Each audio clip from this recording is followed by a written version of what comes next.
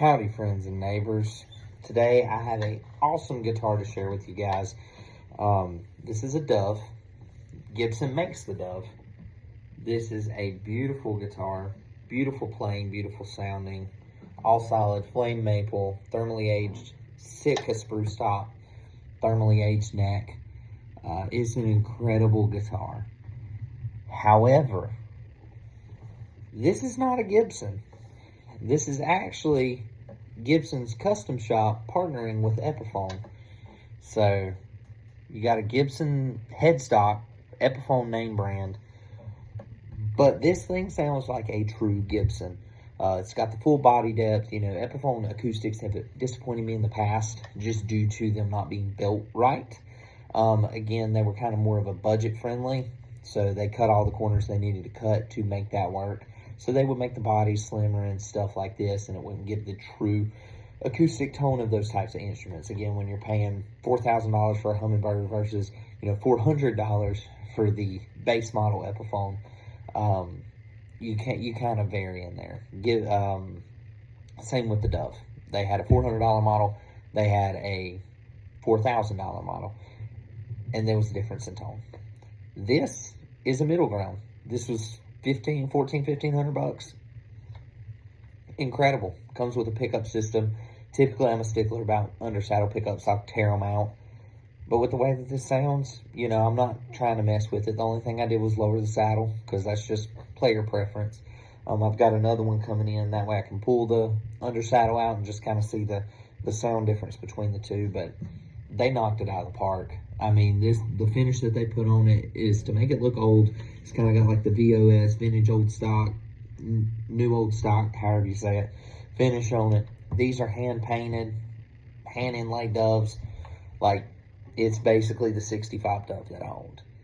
And it sounds incredible. And I'm just blown away by it. That's the only reason why I'm making a video on it. But I'll play it a little bit and stop talking.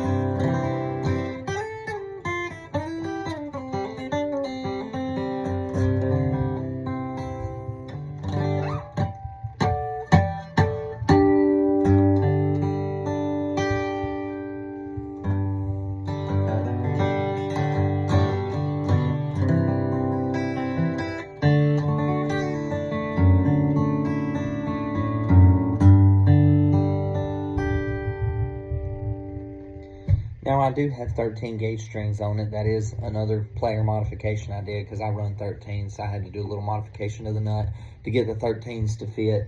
And again, with down here, I kind of lowered the saddle to get it, better in my player preference. But once I get the new saddles in, I can kind of do a little bit more experiment with it and trying to get it dialed in a little bit better. But overall, it sounds great. It doesn't cut out. I mean, even when you bang the snot out of it.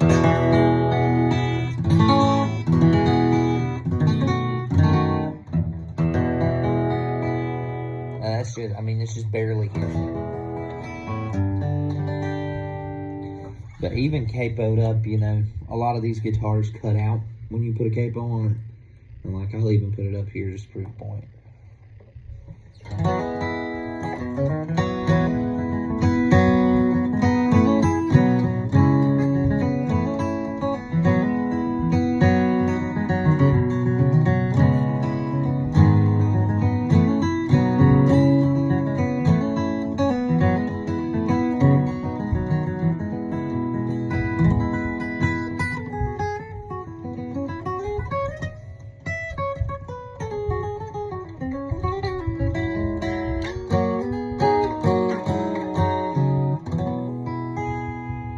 It's just a crazy good guitar.